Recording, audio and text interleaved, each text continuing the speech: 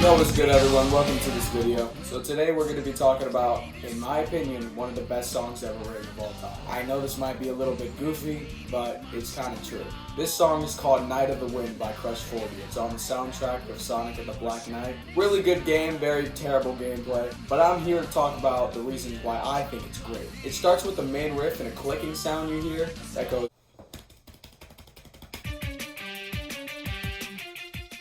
And that goes on for basically the whole song until a certain part that I'll get to later. This song starts out at a tempo of 178, which sounds like this. The interesting thing about this tempo is, because of how hyped the intro is of this song, it's impossible not to nod your head to every downbeat, because you're going like this. The other alternative would be this, which for the energy of the song, I'm gonna be honest, it just feels uncomfortable. And I think that's why the tempo, like the number 178, isn't really specific or weird. It's the perfect tempo for this song. Kinda how like you wish some songs you like are, faster or slower, stuff like that. More on about the intro. It really sets the mood for the whole song, especially with the opening key. What really sets an evil tone is having a weird, like, bluesy key. This is what I've gathered from the key. You can tell this note, that doesn't really fit. That sounds ugly. Well, it's actually used in the intro riff.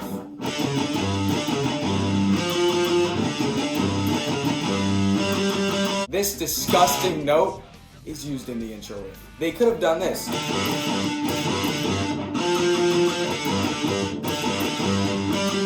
I know 90% of metal artists out there would have done it except me. But the fact they chose it, it sounds more haunting, doesn't it? And this riff doesn't really have a finishing note until you get to it. They do repeat it twice.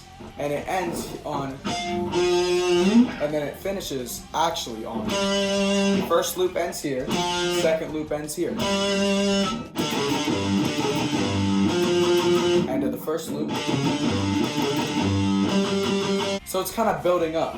It kind of goes from those chords. I'm sorry, it's out of tune. The second time it goes is when the beat goes in.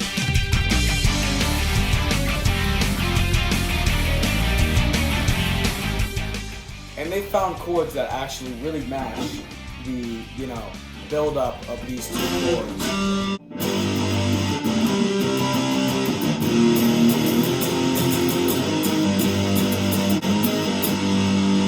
Run that back. What is that? It's kind of the same situation when they did it with this note. It doesn't really fit, but at the same time, it helps you swing back into the beat. It's kind of like how in songs they all go off key for a little bit, just so they can hype up something else.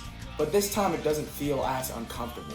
It feels like it belongs in more of a smashing way, And those both happen on downbeats. So not only are you hyped by the end of the phrase or like the chord progression, you get brought back into it by this. So near the end of the beat drop, you hear by the drum. Now this rhythm is used a lot. It goes da da da da da da da da da. It does that so much. I'll put sheet music on screen on how to rhythmically play that.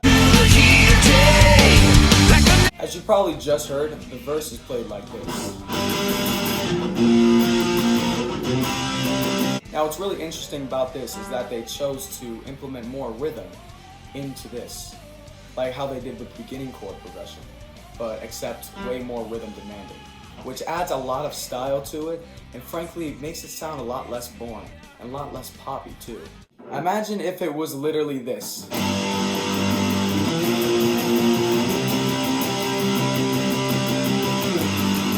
What really makes it shine is when they're on the, I think the fourth chord, which is the same chord as the third, I think. They hit this chord for only like a minuscule amount of time, and then they go back to the first. My opinion, that's great. The interesting thing about the rhythm with these is they don't like start on the downbeat. They're not really the main focus. but it does matches the rest of the tone of the song. The upbeat is when your head is like not down, like the downbeat implies. The word.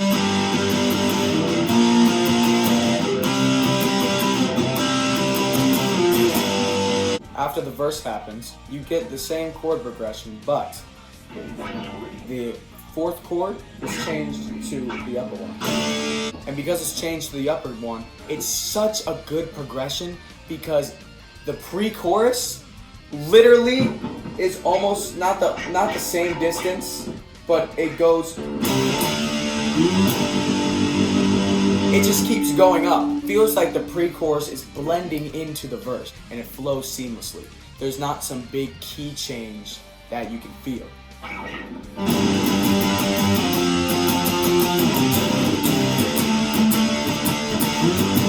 As I said, the rhythm that shows up a lot is in here. So it really helps how the song feels. And it's already setting a familiar boundary that you already heard in the beginning of the song.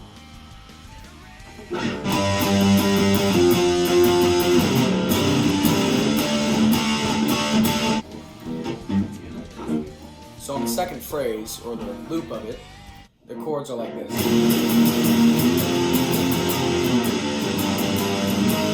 It's just very different from the first loop, but it still matches. So I'm going to play the whole thing in its entirety of the verse, of the pre-chord.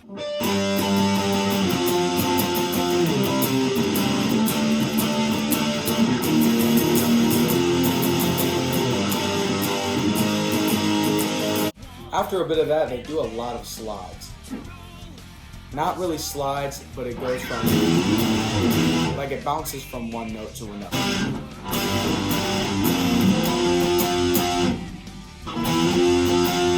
Now let's talk about the chorus. So after the pre-chorus, goes right into the chorus and you don't really even notice it. How you notice it is when he says, as I said, as I stand, by the table I command. It's a lot of the same stuff, but they do add a lot of interesting slide. They also combine it with the rhythm and the slide. I go from 5 on the A string. This is not A. This is not tuned to A. Don't think that. And then I slide down. This probably could have worked without the slide down, but as I said, it adds style, and also it doesn't leave any moments for pause. After the chorus and near the end of it, you can hear "Night of the wind," and then the beat drops again. Interesting.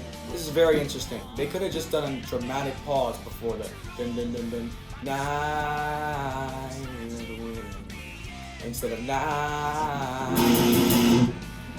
And this is a really weird chord too, especially for a drop tuning.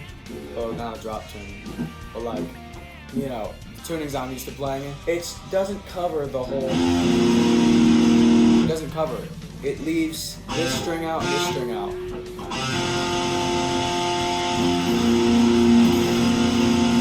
And then it goes right back into the beat drop with the same chords. It actually really makes sense now that I'm thinking about it, because when you go on the 3 before you go back to the in the original beat drop, it's like the same chord except it's just changed. It's still on the 3. It's still this chord, but it's different. That's why it's a good build-up, because it's what you're used to. It's the chord right before the beat drop, so why not use that? Fast forward to the end of the second chorus, after he says, "I'm the night of the wind," this super metal riff starts playing.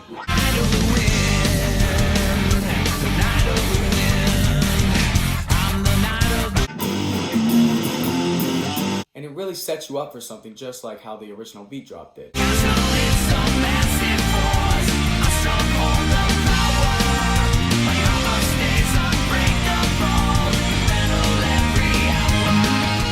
Now we move on to the solo.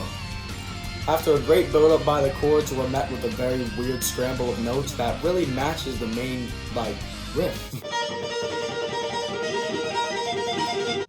And eventually, it goes to shredding what sounds like the main thing.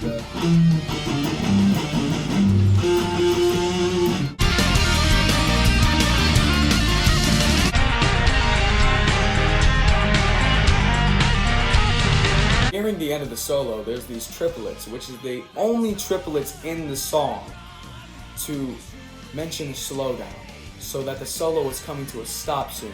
Y'all need to chill out. That's basically what the song is saying to the audience. We're slowing down now because of the triplets. The triplets are probably like some of the slowest rhythms in the song, other than like the standard rhythms and not the super ones. Because the song is really fast until the triplets and everything syncs with the triplets. And the that I was talking about goes away. And then we get to one of the best parts of the song, which instead of the snare being on the 2 and the 4, it's on the 3. Now, I normally complain a lot when songs do this because it just messes up how my spine feels or whatever when I'm, jamming out. But it feels natural because the triplets bring you into it. It's like you know what to expect. And instead of it just being some lame breakdown, it's literally the intro again. And it sounds amazing. You gotta listen to this.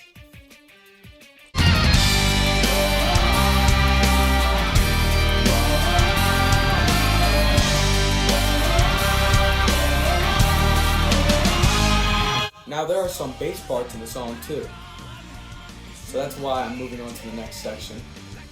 It's going to be all about bass, but only for a few minutes. This is going to be like a mini section before we head on to the drum. I noticed that the bass has its own parts instead of just following what the drums and guitars are doing.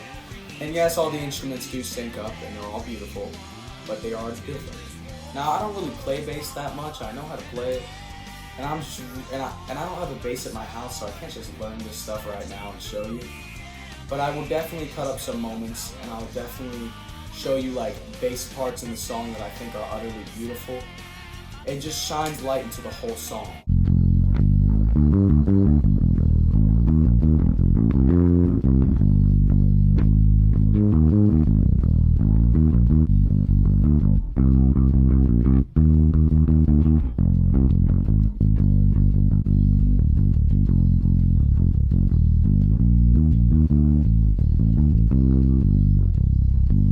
Now we're going to be talking about the drum parts in the song, which are also amazing. And they also really complement the guitars well, and I'll be going over that now. So it starts out with the beat. There's another instrument that's going. If you can hear it in the background, but you can mostly hear the instead of the. Then it goes into the fill, which introduces a part of the rhythm that I was talking about earlier.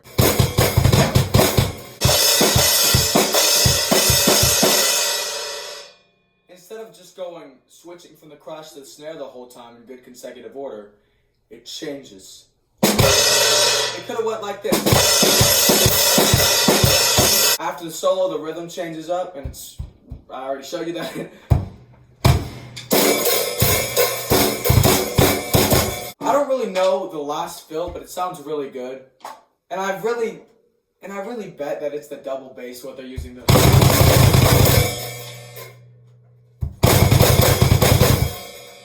But I like to imagine it's this. But anyways, thank you guys so much for supporting. That's the end of this video. Thank you so much. Peace out.